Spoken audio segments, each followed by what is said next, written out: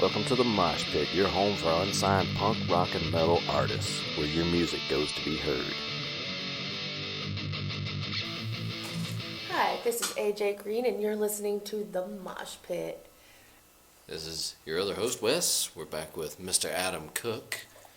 How's it going? The artist. Ooh. Oh, yes. This Arts. is, That's what keep things alive. This is definitely my jam. So, we know that you are a artist in the musical realm of things, but I hear that you are also a visual artist. Yes. Oh, ever since I could pick up something to make marks, always. There's countless pictures in a diaper just drawing either on the wall or a Fisher-Price chalkboard. Yes. Yeah, exactly. Just going to town. Yeah, very supportive parents. They just said, hey, put something in front of him to draw on so he's not making a... Do you remember those little magnet things that you draw on and it's like just gray? Yes. Just gray, and then you like swipe it. And Yes, you have to the dry it. Etch-a-Sketch. Yeah. And if you shook it, you could do this whole Da Vinci-like crazy thing. And if you dropped it, it's gone forever. It's gone forever. No screenshots, no saving that sucker. You better show it to your buddy quick, or you never did it, you know? You sit it on gingerly on the Brilliant. shelf. Oh my gosh. Yeah, you turn these little knobs, and you had to go by. You just had to learn that thing. It's like all these magnets, and for the younger people out there, get one of those and try it out. It's fun. Etch-a-Sketch.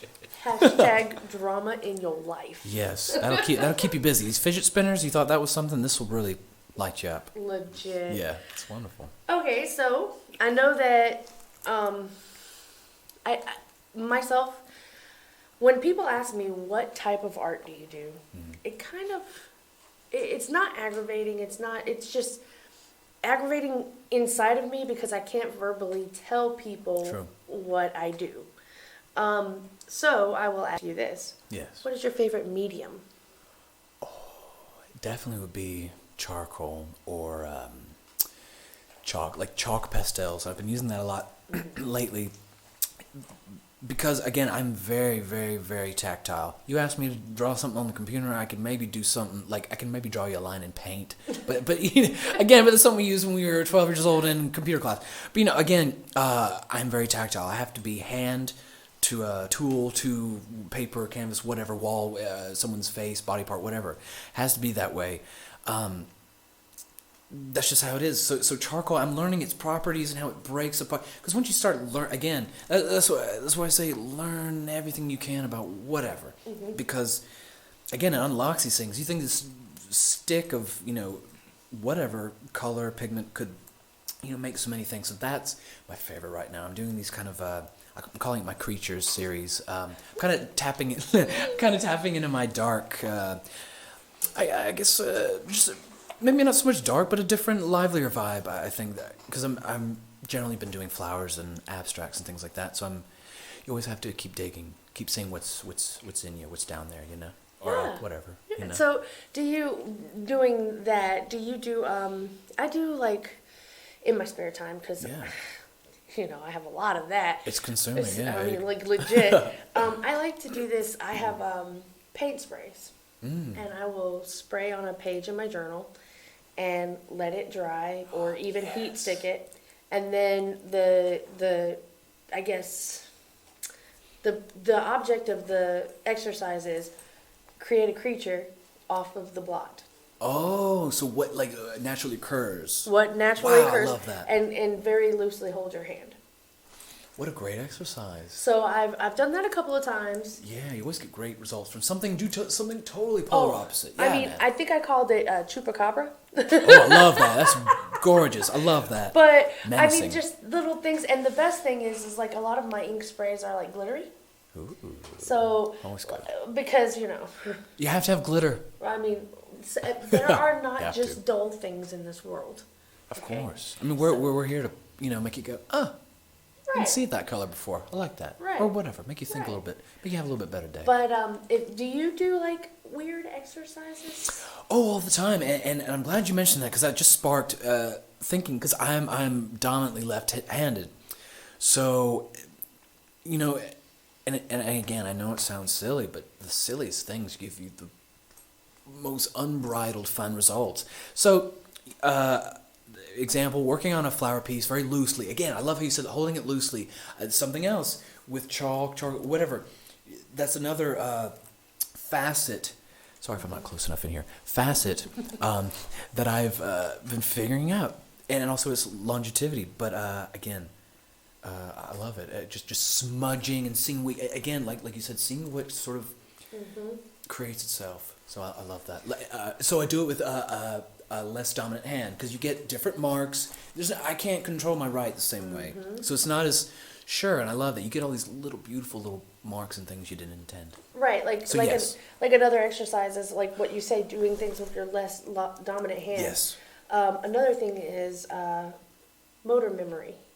What I do a lot of exercising is I'm trying to teach myself how to draw faces because let's just say all of mine look like Fiona from Shrek. Oh, I've had a few Fionas too. No worries. Oh, it's horrible. It's extremely horrible. But right. I found this formula that works for me on YouTube. Good. It's like 2 circles and a line, and then you got to do the line. A jumping off point. I think we all need that. Yeah. Right. So I'm just practicing, but I found a couple of photos in magazines of just head-on faces. Right. Because I'm not to side angles yet.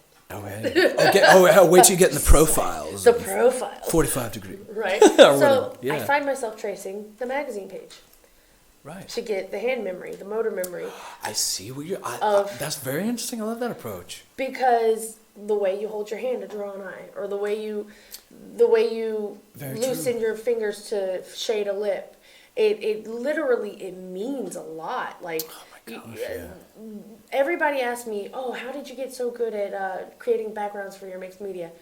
I did it. I just did it. You have to do it. Did it over and over. Seeing and what over again. agrees with what tools, what things agree, Right. work, and oh yeah. Who hag, cut and paste.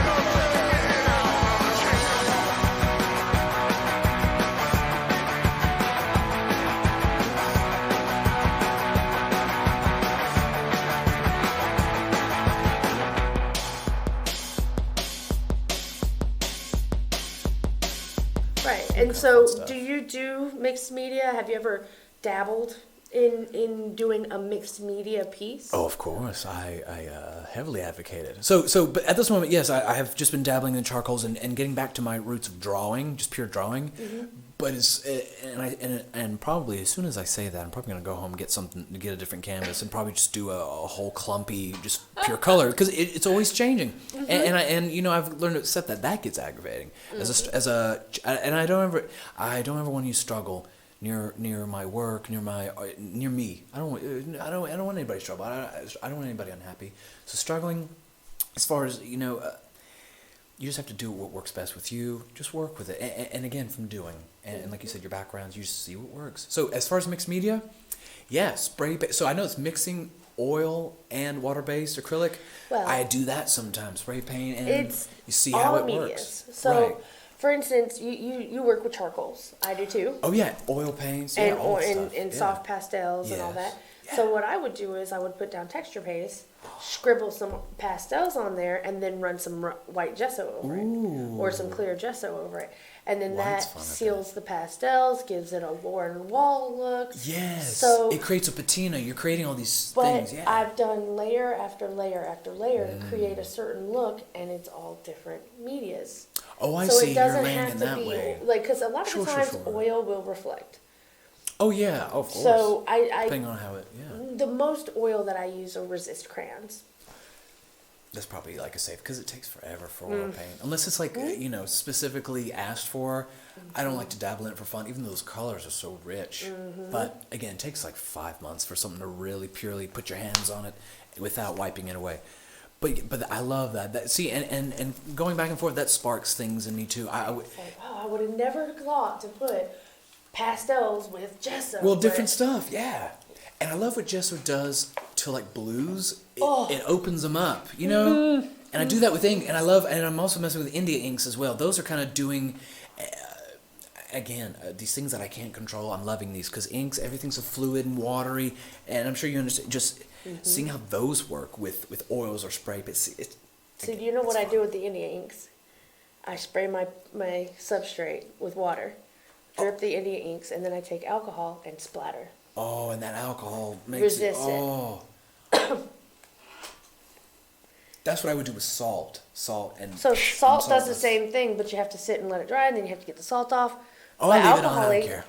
Right? Who cares, right? But then alcohol is like instant gratification, Yeah. and you get a different look to it because they bloom. We all want instant gratification. I mean, I'm that's just where saying. is it safe to say I would say artists are very impatient. We may seem in here. There's so much turmoil. There's really not. I'm kidding, but it's more like I want to see something cool. That's what's going on in our brain. We're not thinking all these like maybe if I have a mimosa in Italy, it'll come. It's like hurry up. No, mine is always That's why it's so fun. God, this turn in mud. I gotta walk away from it. God. Right, and you only oh my gosh, that's so frustrating because I only feel good enough to walk away with it. Maybe it's you, if it's in a good direction and I feel okay. But if it's mud, I'm like, oh, my day's just ruined. I'm like, hey. If it's mud, But I come back to it, and then I'm like, okay, throw a stencil on it, wipe it with a baby wipe, get some texture on it, try a new color. Right, maybe use what's left behind. You never know. It's a sad feeling, but hey, you break on something new. So have you ever Yes.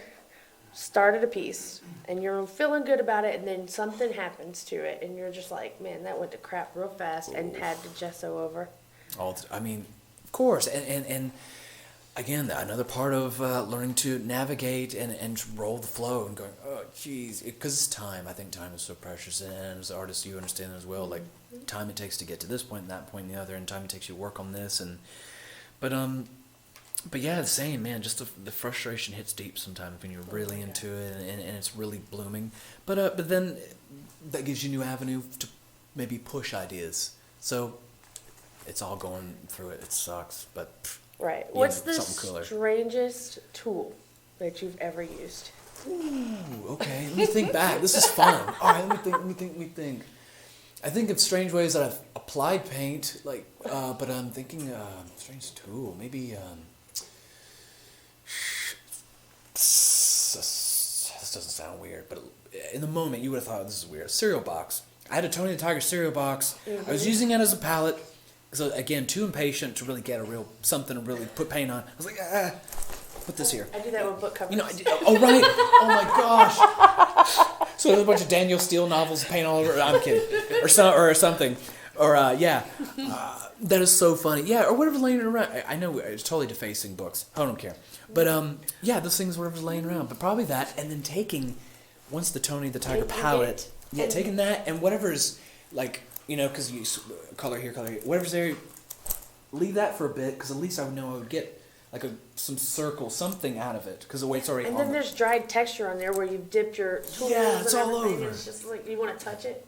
Always, but I've learned don't touch it yet. so I always, but I would say a Frosted Flakes cereal box off the top of my head would be the strangest. As a nation dies, liar. Stage. We got Monkey Suit coming up. You guys take care of your bartender. We're gonna fucking play some songs. I like songs. yeah, you guys can check us out if you haven't already on Facebook, Reverb Nation. You can download a couple of free tunes off of there.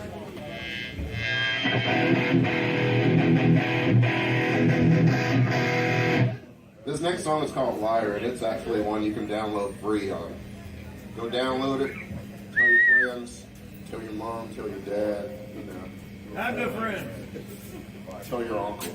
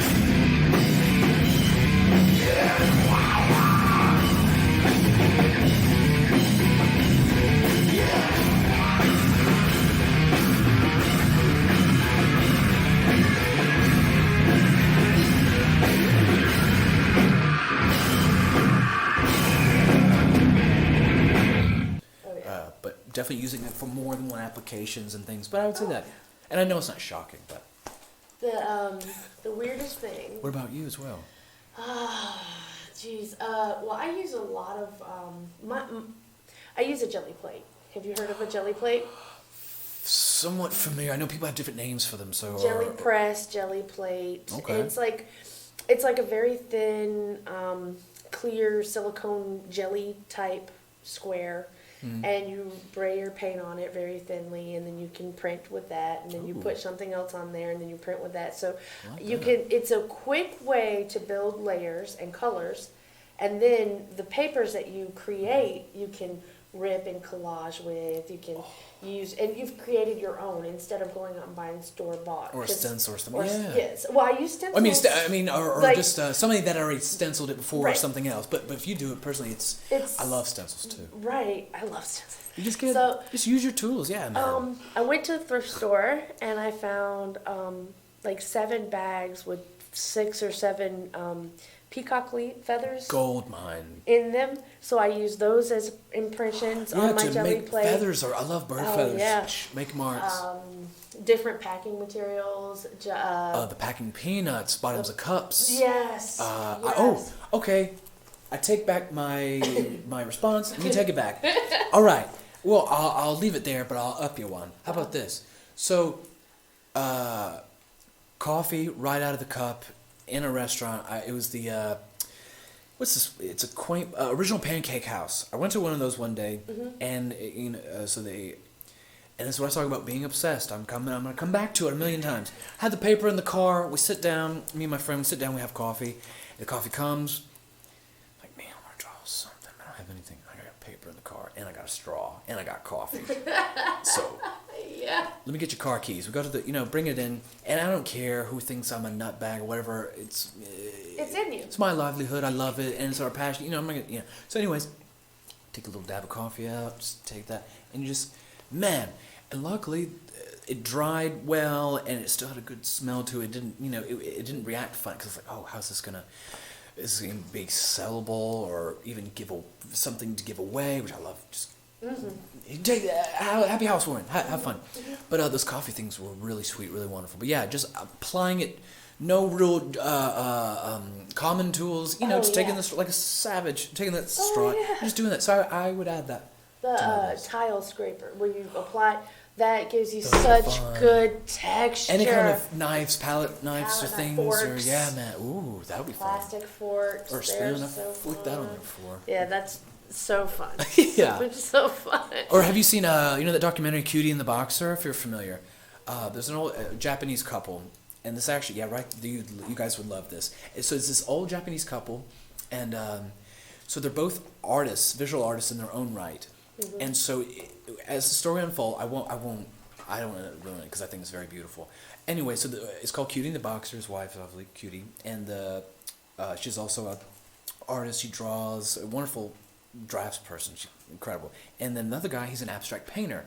So he's like in his 80s, and he's been known all throughout Japan so he'll load his boxing gloves up full of paint and go to town. Look this up. You guys will love this. Oh, I gotta do it. And seeing this old man just give these hooks and these jabs and this stuff, and he's making these beautiful pieces.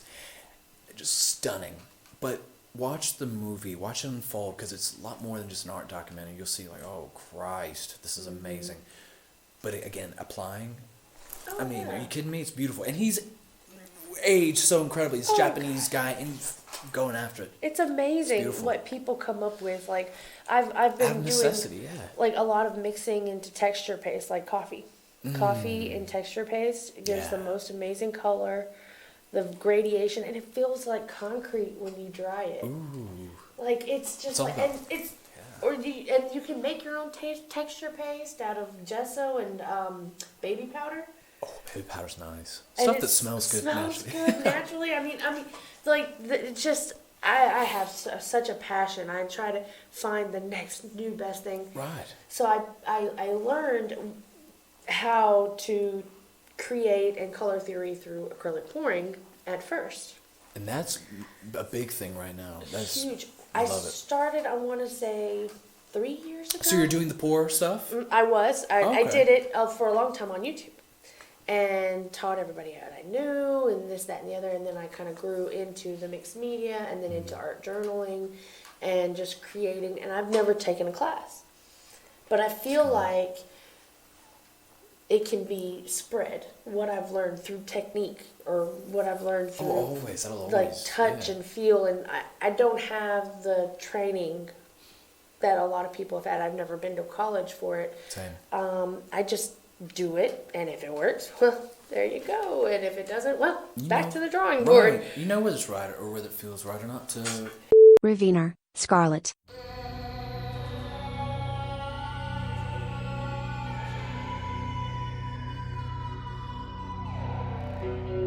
Every moment of my past fades to black, leaves a permanent stain. I tell myself that time will wash away.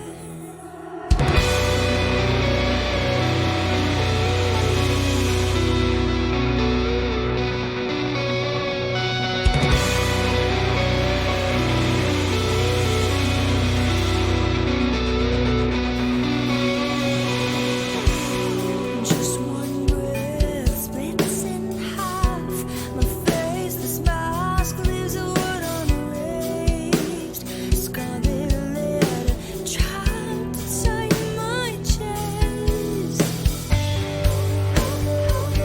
How many years must I walk this path to disappear? Till my bones rise in a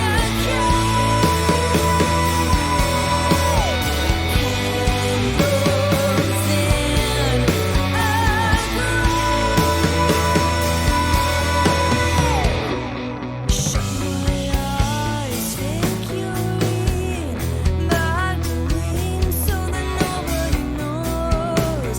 Just keep my secret till they find me out. How many years must I walk this path to disappear? Till my bones rise in a candles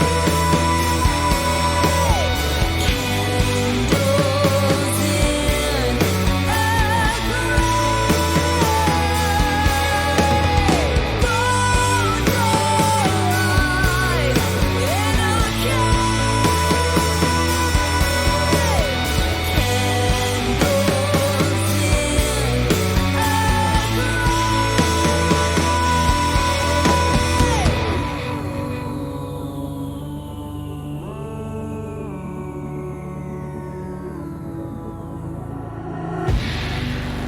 and every night I try not to remember the black you poured on me in that December. And all the while I hold on to my heartbeat. I'm just trying to stay.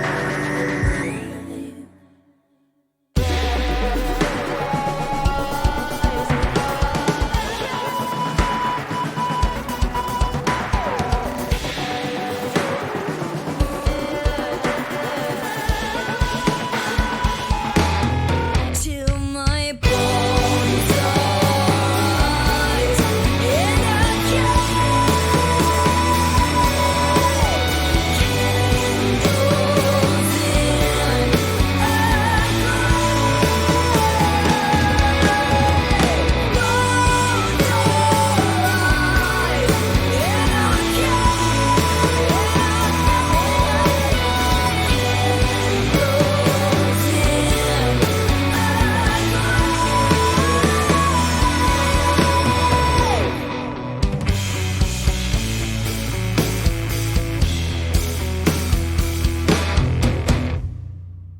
Thermostat, breakdown.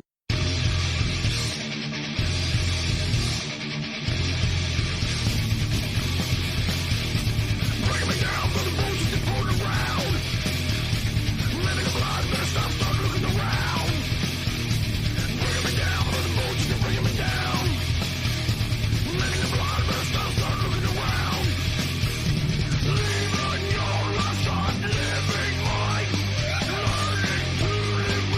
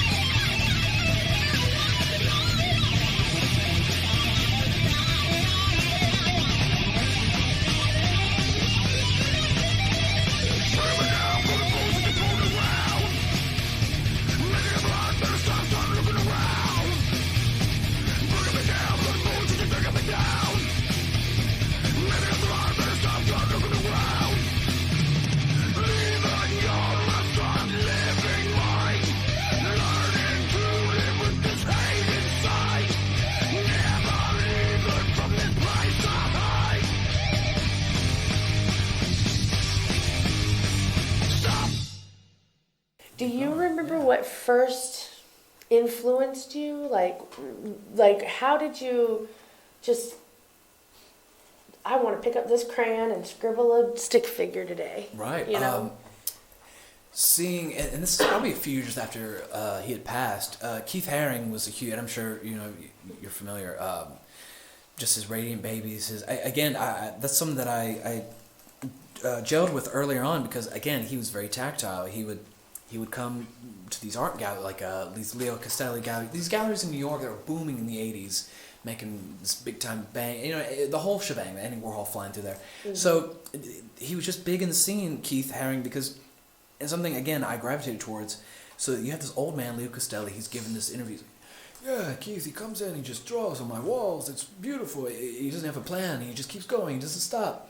And there's actually footage of that, and it's beautiful. He's all over the world doing that. So seeing that, 2 years later, after his death, on Sesame Street, being a little kid, and the skit, or the little part on the show is, so it's like an indoor basketball court, right? It's this white wall, and you see all these Keith Haring paintings all over the wall, these drawings, and then as you watch, they jump off the wall and they start dancing and playing basketball with each other. So all his art, all his figures he draws, the dogs are barking at each other. It's beautiful. It's incredible. Shout out to Sesame Street. Yes, thank you, Big Bird, and all that Grover. Thank you. I know, right? Snuffleup, I guess, is where it's at. Snuffleup and Super Grover, Bert and Ernie, the two best buds ever. But yeah, seeing that, I immediately found something and started trying to. And he would always have these 3 lines. The dog would be, and again, this is so beautiful because it goes back, it goes back to cave drawings. These three little tells us so much. Mm-hmm. And so, yeah, that dog with those 3 lines, I immediately grabbed something and started trying to get those 3 lines just right to where it looked like an emotion. Anyways, it looks so, and from finding the most simple things, God, those are probably the hardest. Music, playing something, or, drawing it. It's, gotta give it up to him. I really love that you said you got your foundation from being a child and just witnessing things and trying things on your own. And I think that's like an emotion that is kind of difficult to teach. People always look at me and they go, oh, you're so talented, I can't draw a thing. And I go, well, I can't draw a thing either. Just how you see it, how you interpret it. It's I tell them, I said, there's like 1.5 billion ways to make something pretty enough to hang on a wall. I take magazines, I take random items that people want to throw away. Yeah. I recycle things. I took a mannequin head and made a lamp out of it. Hey, I'm like, you can make art in so many different ways. Just try. Well, I just can't draw. And that's come on, it's just trying it, and that's a big step. My mom always said, can't, never, could, do nothing. So, was there someone in your life that was supportive enough to encourage you, or did you kind of just have to find your own way? Most definitely. I would have been totally lost. My mother, she's, and still to this day, incredible. I mean, and again, I could have been throwing tomatoes at the wall, and she would have supported it, But again, you have to have that kind of support. Again, everything, even unfinished things. She'd come in like my studio at some point. Oh, I love it. Let me take it right now. I'm like, no, it's not done. So I love it, but it's just that kind of always been my cheerleader. Always, even when I know something totally sucks, she totally loves it. And I'm like, Mom, you'll just say that. She said, yeah, man. But you just, again, her always, no matter whatever decision I made, it was never judgmental or anything like that, or like you should be doing this, or if there's anything, she would just be like, make sure you have your ducks in a row, and I always keep that close because, and I think it's a male thing too, maybe it's an artist thing, I don't know, but I saw you pop up, we just love to fucking jump, we think about it for a little bit, we go, it's viable, let's go, and I think both, and not negating or downing the other sides, but both are wonderful. You have to have that balance. But again, if anything, I've always gotten 100% support. But if anything, it's make sure your ducks in a row, before you jump off. And of course, I'm already halfway down the road, and she's saying ducks, and I'm already halfway. Sorry, But again, I do take that into account. My mother does that a lot. How about you? Support? Yeah, my mother just 100%. But special. she's like the type that's like, now if we do this right, I love it. We do this right. We're going a long way. Now, if you set that gallery up right, honey, I can see you being there for a long time and selling lots of art, and then just getting them back for those classes. And you need to be teaching the poor classes because that's where you excel. And I'm like, okay, Mom. I love it. She's laying it out. She sees your points. She is very verbal. She's like, art is just so very suggestive. It is. It's so very, I'm just not 100% on that mixed media stuff, but your pores are so pretty, and I'm like, good. That's where you get your honesty from. That's good. It's like rapid, like hitting me in the face, and then I'm like, I step back and I go, okay, I get it, because like I do like a lot of weird stuff in my mixed media. I mean, I like the weirder the better, honestly. Right, but like what? What do you stick in there that she's been like, I don't know about that. I don't know, little girls with the boobs and horns hanging out. I mean, it's just like weird stuff, like I could see it. But that resonates with you. You don't know why, but it does. But I understand like it. I like it. And someone thought to create it before, and I'm just altering it a little bit. It gives us quote unquote permission to kind of. And she hates my altered books.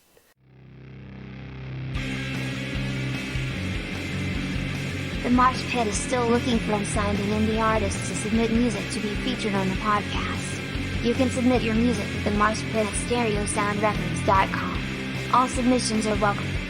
You can also submit topic ideas if you want us to talk about a particular subject. PhD, love is a comet.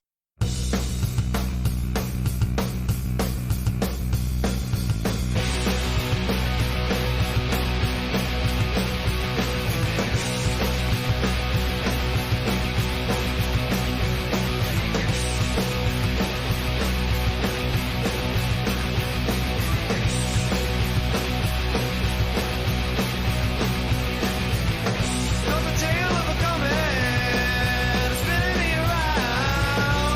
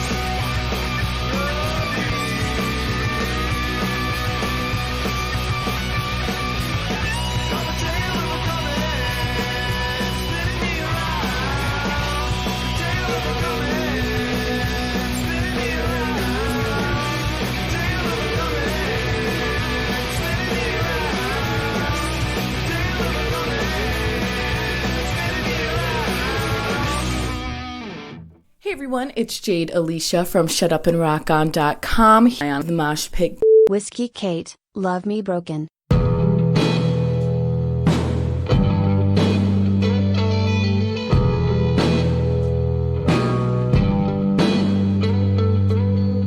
see the storm growing in your eyes, a quiet chaos most don't recognize.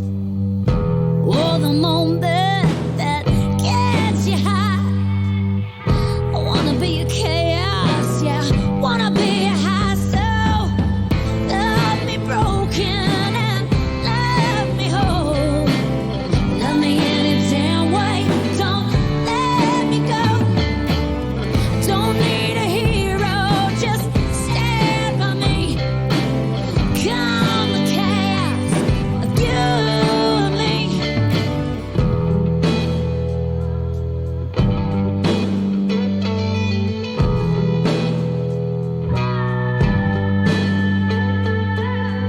I walked the fire, I've been to hell, wrestled the devil and freed myself. I can handle your demons, you can handle me.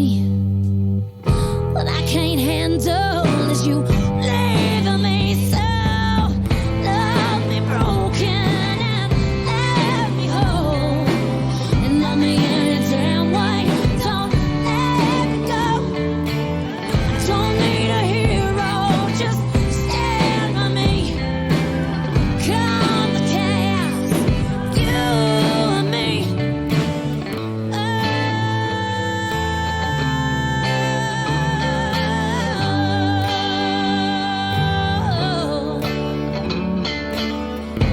Love me broken, love me any damn way. Don't let me go. I don't need a hero, just stand by me. Come the chaos, you and me. Come the storm, come the sea, come the aching hurricane of me. I can handle your demons, you can handle me. What I can't handle is you leaving me. So love me broken and let me whole. Love me any damn way, don't let me go. I don't need a hero, just stand by me. Come the chaos, you and me.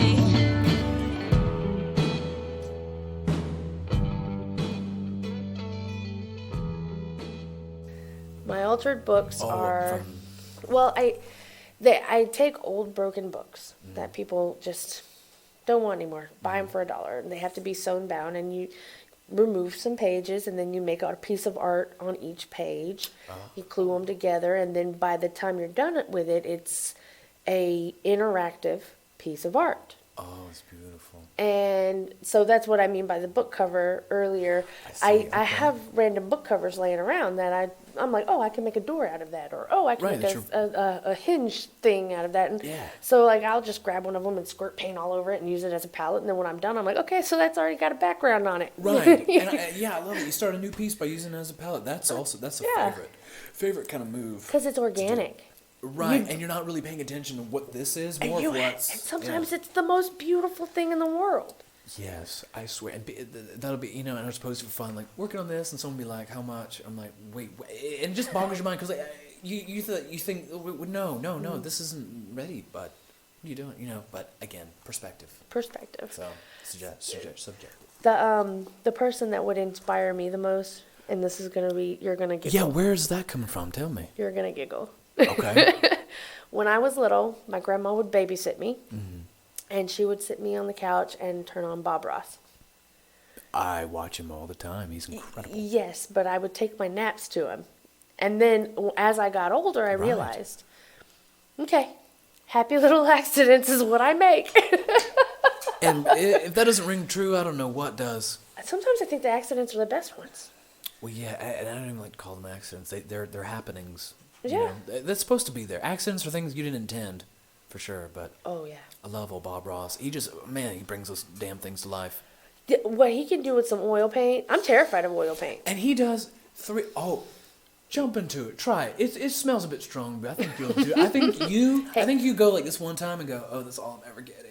Oh yeah. Well, I don't know. I just bit the bullet and bought 56 tubes of golden acrylic. There you go. So I'm like, okay, so I got like the good stuff now instead of the craft paint. So It's such a proud step up. I love it. I was like, I'm tired. I'm glad this paint's not cracking anymore. I can finally get that $6 tube. Yes. yeah, I know. That's a challenge. That could be a challenge. I don't know if anything is graduating those tubes. I love Oh God. And Simple little things, but yeah. Mm-hmm. But well, good. I literally have enjoyed a billion times over speaking with you and kind of, getting into the flow. And same here. It's very mutual. I appreciate it. Thank It's you. really fun to talk to someone as like-minded. Oh yeah. With a passion for something. And and that too, and that escalates it. That's the extra bit you never really count for, but that's good. That gives you the extra ideas, the passion. So, as someone Yes. wanting to teach other people how to find their inner passion, because that's essentially what I want to teach. Yes. What advice would you give my students? Be patient with yourself. Always don't be hard on yourself. I hear that a lot from people, period. I think people, no matter what you're doing, don't be hard on yourself because it causes unneeded stress. But as far for your students, have fun. Don't be hard. Don't stress. No pressure. Just go with it. Mm-hmm. That's all. Don't put any unnecessary Absolutely. pressure. I'm always saying there are no rules. Exactly. Just there are rules, but there are no rules. there are, but you throw them right. You get rid of them, and You learn what to do and what not to do. Exactly. So for them, don't be. It's okay to be afraid. It's okay to feel those things, but just to know that ultimately it's pretty dang liberating, and it may open a new door for something else. So yeah, do it. Totally. Well, thank you for coming out. It was an awesome interview. I had a ton of fun. Oh, good. Me too. And you're welcome back anytime you guys want. you. And bring your band members, and we can do Yes. actual coffee and donuts this time. This was just as lovely. I loved it. It was perfect. I appreciate it.